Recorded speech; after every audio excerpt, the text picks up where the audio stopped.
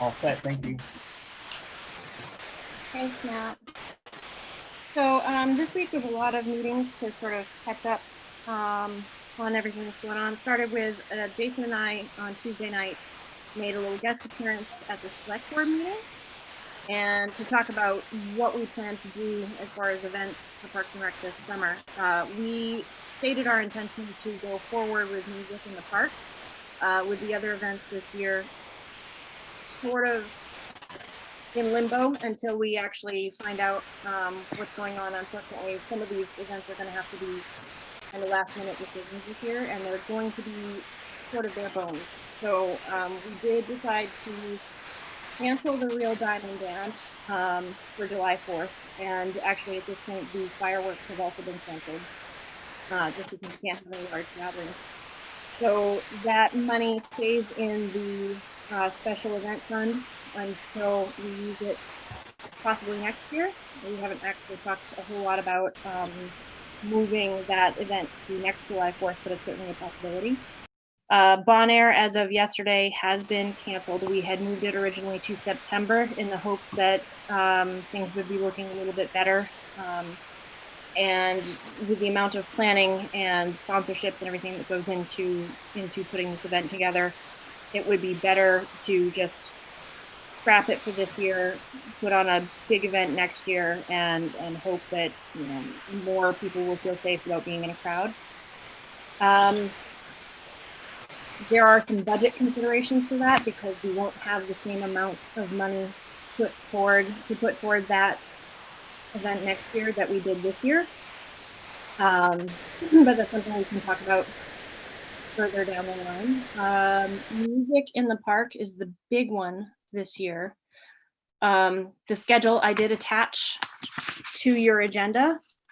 We have 2 open spots. Jason got in touch with all the bands this weekend, and everybody's still on board with performing except for the Raymond Street Klezmer Band, who had to cancel. They're coming from New Hampshire and they weren't quite sure about dealing with the quarantine, so they backed out, which is on August 16th. My friend Tom Doucette from Stealing North has agreed to perform solo that night. So we've got that spot filled. And July 5th, since we're not doing the Real Diamond Band on July 4th, July 5th was kind of open for that Sunday night. And we are looking into scheduling a band to cover that slot. That's been confirmed today. That has? Okay, excellent. And I'm looking through my pile of invoices, Jason, and I don't see an invoice from Chris Humphrey. So if you happen to have that in your email, would you mind forwarding it to me again so that I have it all together? So limitations due to COVID-19. The square footage of the park space roughly is 40,000 square feet.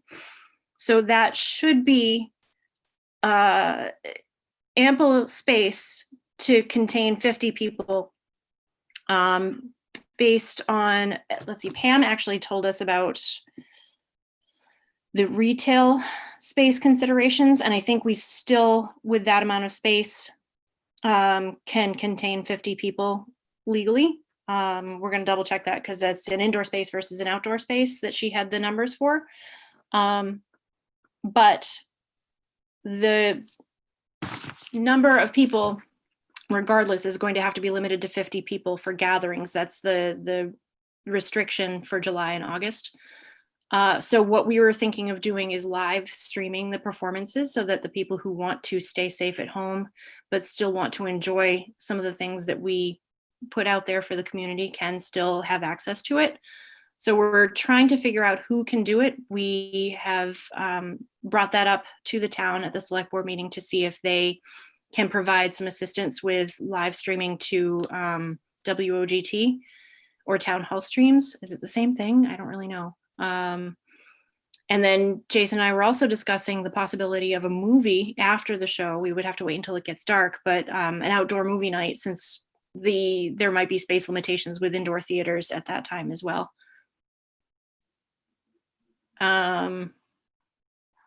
Jason, did I cover everything? I feel like I skipped something. At this point, I mean, you mentioned the replacement band for July 5th, which is Sunday.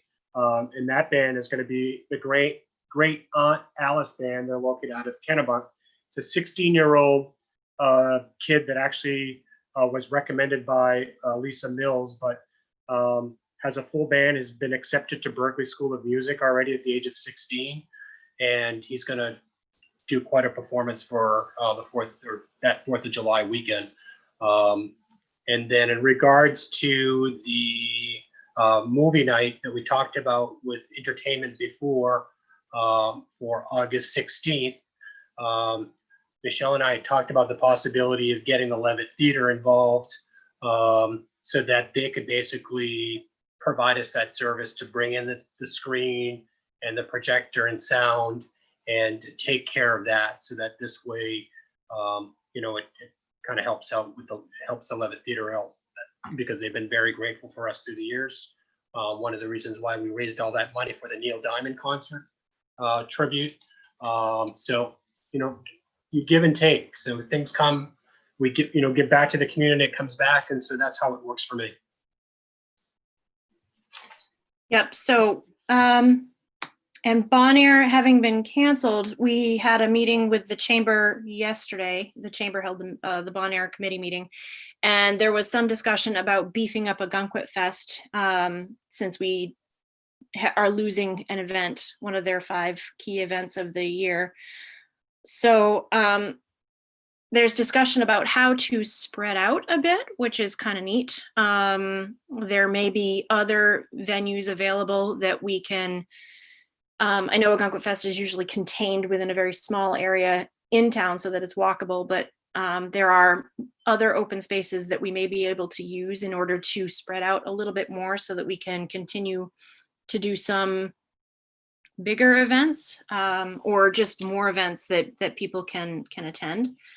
As far as Bon Air for next year, as I said, the budget that's being, well, I'll skip to budget right now. The budget is being put on the ballot for $16,700. That's about $700 less than last year. And I think that was because we are no longer covering the cost of the porta potty that's put out next to the park. That will fall into Darren's budget, so he's being allotted that money. The select board and the budget review committee at their joint meeting both unanimously voted in support of our budget, which is great. So that will be reflected on the ballot when it goes out. There is still a possibility that our budget could be voted down on July 14th. But I do believe if that happens, we just revert back to our budget from last year. We are allotted the same amount of money, which would be 17.3. So I really don't think that we'll have any trouble getting a yes vote on our budget for this year. That said, it's a possibility. What that means is we don't have the budget money that we had this year for Bon Air. We had a lot of money left over at the beginning of this year. I'm still not quite 100% sure how it happened. I think it was my fault. But we had a little over $10,000 to spend on Bon Air this year. And next year, I wasn't thinking it was going to be a huge event like we planned for it to be this year. So the budget line item I put in for next year was $2,450. Depending on what we spend in the fiscal year leading up to Bon Air, if we are able to have the Sandcastle contest or not, if we're able to have Ogunquit Fest or not, if we do anything for Christmas by the Sea or not, we may have more than that left over to put toward Bon Air, but we probably need to consider that we might have to fundraise in order to cover some of the costs that we were planning to have for Bon Air, like the stage and the bigger bands and increased kids activities, increased wellness activities, that sort of thing. And the simplified performances that we're doing with music in the park, we're not doing t-shirt sales. We're not going to have a volunteer table. We won't have the red donation box out. So that limits us a little bit in terms of what we are planning to bring in for revenue. I am going to contact Mandy and Pat and talk about maybe the possibility of setting up an account so that people can make Venmo donations. Because I do know that there are still people who would like to support us. And if there's a way that they can do that digitally without any cash changing hands, then I'd like to put that opportunity out there. And that might help offset some of the costs that we're looking to incur. And if anybody has any ideas for who can do some live streaming at each show, it's 11 bands, Jason, or 10? It would actually be 11 bands. Okay, so that's 11 Sundays that not necessarily, or that anybody might not necessarily want to, I can't talk today. Somebody might not want to commit to all 11 Sunday nights live streaming to Facebook or town hall streams or something. So we might have to look into splitting up the work among a few different people. And something that just occurred to me is that we will probably have to get permission from the bands in order to do this too, because some people are very, very picky about how much digital content of theirs gets put out there. Any questions or comments at this point? I've kind of jumped all over the agenda like I tend to do. Hey, Michelle, it's Larry. I think a comment on getting donations, I think it'd be great if we do live streaming and we're able to get somehow a Venmo or something like that set up. I think putting that out there at the beginning of the streaming would be helpful to say if you'd like to donate. So I think that's a great idea. The one question I had on the 50 people or the 50 individuals, whatever, does that include the band number as well? Okay, it does. That's what I figured, but I just wanted to double check on that. It does. And the swing band that we have coming in the beginning of August is a 22-piece band. So that does severely limit our audience. I still think it's doable, but I really hope that they don't object to live streaming the event, because I think that it would be a really great thing to put out there to the community at every chance we get. But that really only means that we can have like 28 people in the audience that day. Yeah. So I also think that hopefully, fingers crossed, that things are going to start changing, like things like restaurants starting to open outside, beaches opening up. Hopefully by August, we'll be able to, the hope is that we get, those numbers get increased by maybe from 50 to 100. So, I mean, we're looking 2 months from today when that larger band performs. So I think we have a little bit of time.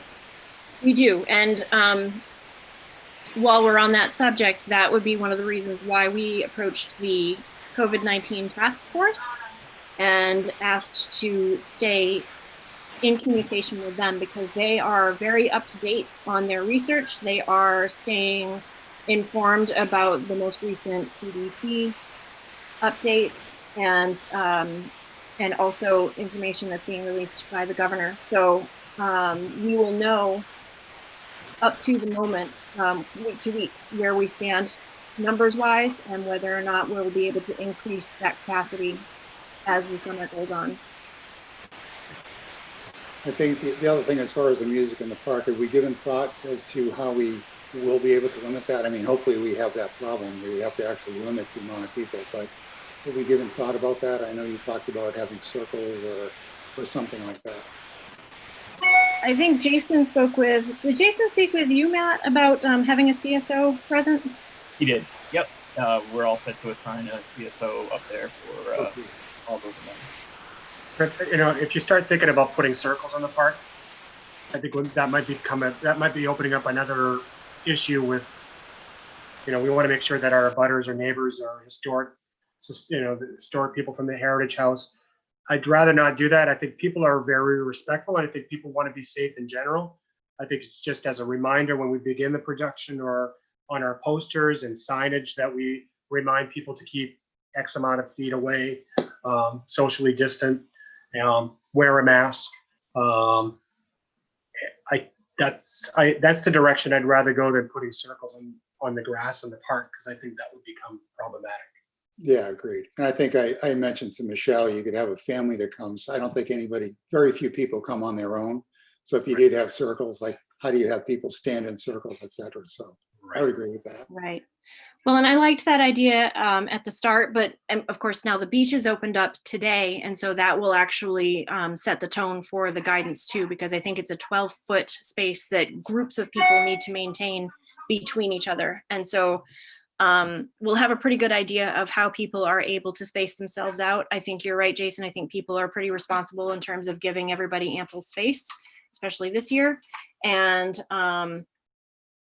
I also was kind of wondering how we were, whether or not we even had the resources for that sort of thing. Because I think those circles are done with, is it lime dust? It's the same, I think the same stuff that we used to have in softball season. And those things, they get trampled on, they get rained on, and they have to be redone every single week. And so I don't think we have the resources to spare, or the town doesn't have the resources to spare to have someone go out and draw those circles on the lawn every week. So it's a great visual, and I think it might be a useful thing, maybe if we wanted to put it out there on social media to have as a visual tool, but I don't think it's actually necessary to actually have those circles drawn at this point. Good. I can go down the list of what we have signed up for bands, so that this way, if there are people from the outside listening in, then they'll know what entertainment that's going on. I also think that the posters will be worked on this week, and hopefully by next week we'll get distributed. Michelle and I will actually edit those posters. Michael Zeeb will be working on that. And then we'll also remind people on those posters, please come with mask, and reminder of social distancing. June 28th is Jake Roach and Friends. Jake's a local resident here of Ogunquit for many, many years. He was actually a member of the Jeremiah Freed Band, and that was pretty popular back not too long ago. July 5th, again, we're bringing in Great Aunt Alice Band, jazz, blues, and a little bit of Leonard Skinner type of live, kind of music, rock and roll. That, again, the kid's 16 years old, and he started his band, and he's from Kennebunk. On July 12th, we have the Irish Music Band, and it's going to be curated by Kevin Farley, who's was involved with the Ogunquit Playhouse for many, many years. And it basically has a little bit of a twist of Hollywood and the Ogunquit Playhouse kind of combination. So story, music, Irish kind of tradition, and that should be a lot of fun. July 19th, it's Lisa Mills and the Ocean Avenues. They're a local Seacoast band. The popular return of Elvis Experience will be July 26th. The band that we talked about that has over 20 members, which is the Steve Tatto Swing Senders. Basically a large band, swing music. That should be a lot of fun. One of our previous Parks and Recs members for a couple of years had mentioned that it'd be nice to bring in something like a Caribbean reggae band. And so her request has been granted. So we've got D&D Music Group. They're a Caribbean reggae band out of Boston, which will be coming in. August 16, which sort of kind of be the busiest week of the season for music in the park. That's where we're going to be bringing in Steel North, who's performed with us before. They're originally Aroostook County boys that actually came down here, and they've got a great band. And then that will follow up that evening with a movie night sponsored by going to be carried through by the Levitt Theater. That's been confirmed. August 23rd, we have Rebecca Wood Duo with Brian Crawford, who's involved with the Ogunquit Playhouse. We've got Finest Kind Country Band performing on August 30th. And the last band for the season is a big band out of Portland, Maine coming down, Chris Humphrey Band. And it's just not music, it's actually singing and basically an orchestra band playing behind. And that should be a great way to finish up the season. Great. And if we actually manage to do this, 9/6, that Sunday is actually also the date that I've got slated for the Sandcastle contest that morning. And so I'm not really sure how that's going to run just yet, but that is the tentative scheduled date of the Sandcastle contest. And then for your own notes, Ogunquit Fest this year will be 10/23 through 10/25. That's Friday through Sunday. And we're working on, like I said, some different events. Like we have a pumpkin decorating contest or pumpkin decorating event that takes place inside the Dunaway Center. And we're going to try and do as many things outdoors as possible this year. And the chamber may gain access to the outdoor space surrounding the Playhouse, in which case we can move some events over there if need be. I'm going to do a shout out as well, like we do every year, just for a reminder for people that if people are listening out there, because it's on Facebook as well. We do have a Facebook page, and there's also a website, ogtparksrex.com. Should you have any concerns, comments, email us. We're also always looking for volunteers. This year will be a little bit less because we're not manning that volunteer table or information table at Music in the Park this year. But we may need people for other activities that we'll be doing, like in Oktoberfest, as well as what else? We've got Christmas by the Sea. Sometimes that we'll need some people if we go that far. And then there's one more that I'm missing. I'm sorry. Michelle, what's the other event? Sandcastle, Algonquin Fest. Yeah, the Sandcastle contest. That we usually need a lot of volunteers for. So anybody willing to volunteer, please reach out to one of the committee members or to send us an email on Facebook or on our website.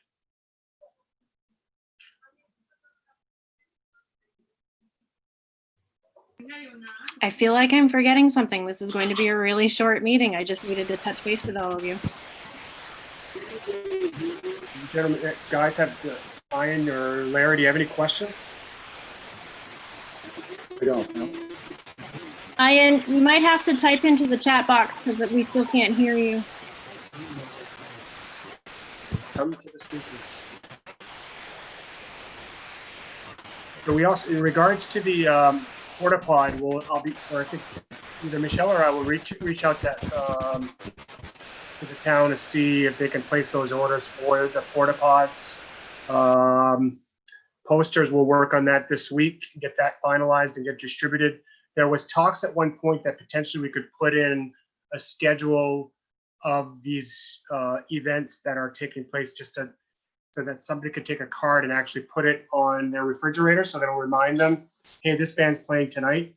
Something that they could keep on their business table or coffee table, and it'll just remind them that there's events going on and what's playing. So maybe we could put something out like that and get that sent out to all the residents here in Algonquin. All right, Ian's question is regarding, did you see it? I did. One of the caveats of unmuting myself with the space bar is that if I have the chat window open, I can't use the space bar to talk. But I did see Ian had some good ideas flowing yesterday at the chamber meeting about a few extra events that we could throw in. And one of them was a picnic. And I don't know how we would organize that, but I think it would be a really great idea if we could maybe do some sort of an outdoor community picnic at some point this summer. I don't know if maybe we could work that into one of the Music in the Park dates, because music starts at 5:30, correct? Music starts at 5:30. The only Okay. concern about that is just kind of seeing how things go as the virus continues to hopefully get less. My only concern is on the safety part of it, that if people are bringing in food, I just think it may not be a good idea at the beginning that we suggest not to bring food or drinks if they choose to. I just think that we should probably try to keep things a little bit more on the safer side. That's my opinion.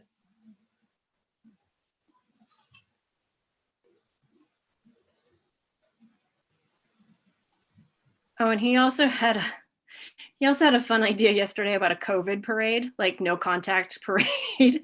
And that would be kind of a neat thing to organize. I don't know when we would do that, although there is it the 6th? It's this weekend, isn't it? Saturday, the graduation parade that's coming through town for Wells High School.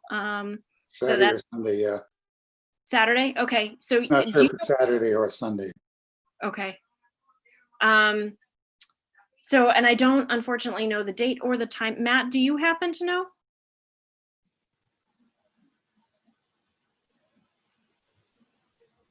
We'll ask him, we'll get back. Okay, it was something that since we I'm have, sorry, Michelle, did you ask me a question? I was wondering about the Wells High School parade. Do you happen to know the day and time? Because it's coming up, isn't it? Yes, it's this Sunday. Let me grab you the time so I don't get it wrong. Just 1 second. And guys, between ourselves, I think we should probably come up with a schedule of who's available to do some announcements, because I think that's basically all we're going to need to do is meet the band, pay the band, make announcements for these events. I know that Michelle had mentioned that you would be available, and I think we can potentially share all the wealth. And chances are I'll be at most of them, since things are changing in my life. So that being said, I might have a little bit more spare time. And I think,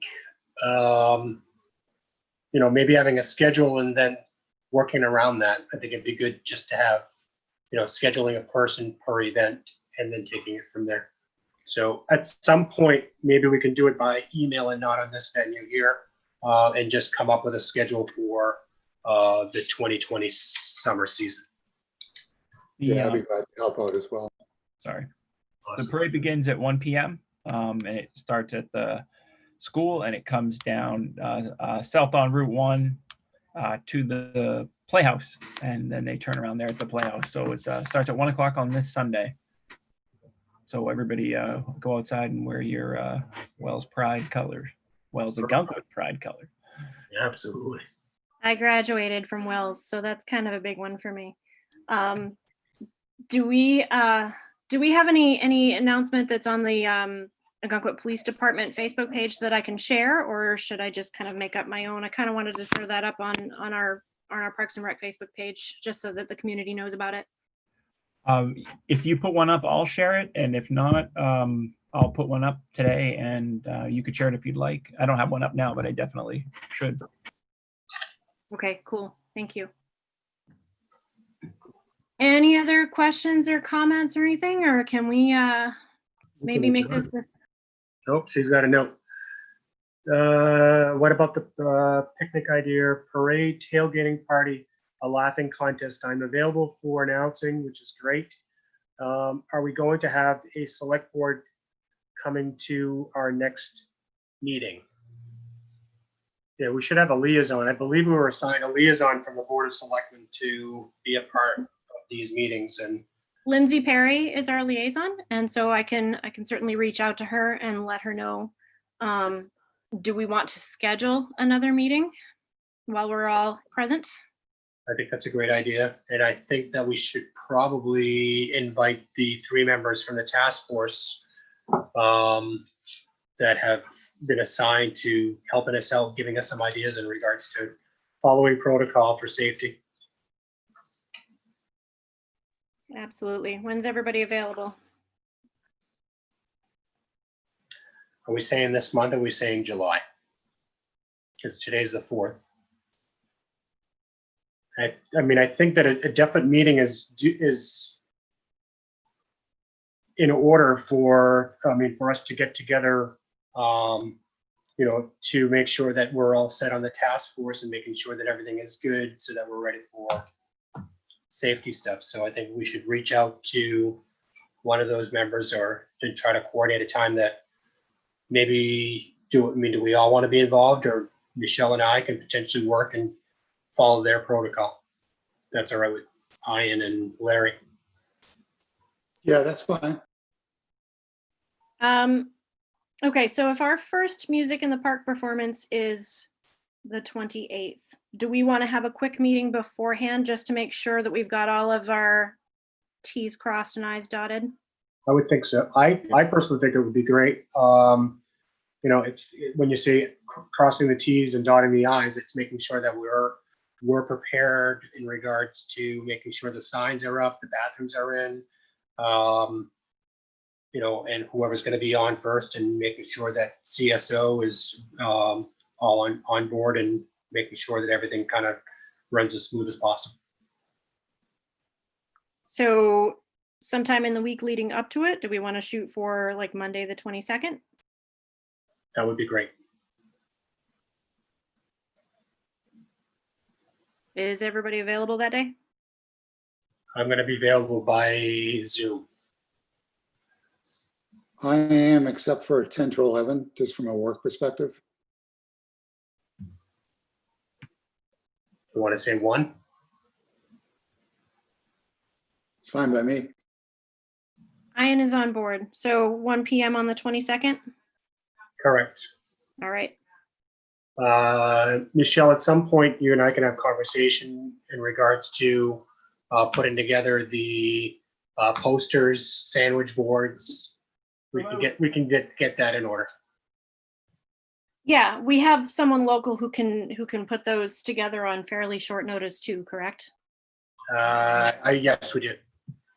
And this is Matt. Sorry, guys. I don't know if you want me to talk. I just had a suggestion on signage about rules for COVID. I could send you the example that we just put up for the beach that we're having made. And I think a lot of it would be applicable to concerts in the park with a couple of amendments. So I can send that to you guys as emails if you'd like. Yes, that would be actually wonderful. And it's not a bad idea just to have those signs up at Dorothea Jacobs Grant Common anyways. It's not a huge draw to the community, but there are definitely people who patronize that park on a regular basis too. Yeah, definitely. And I think they came out pretty good. The COVID task force did a nice job on those. They really did. Very impressed with everybody pulling together to get these things done on pretty short notice, to be honest. All right. I've got to run to another appointment, but I'm going to escape. Michelle, you and I can talk this afternoon. Yep, absolutely. If nobody has anything else to say, I think we can button this meeting up. Perfect. Thank you, guys. Great. Thank you, everyone. Thanks, Matt. guys. Thank you, Bye. Matt. You're welcome. Thanks, guys.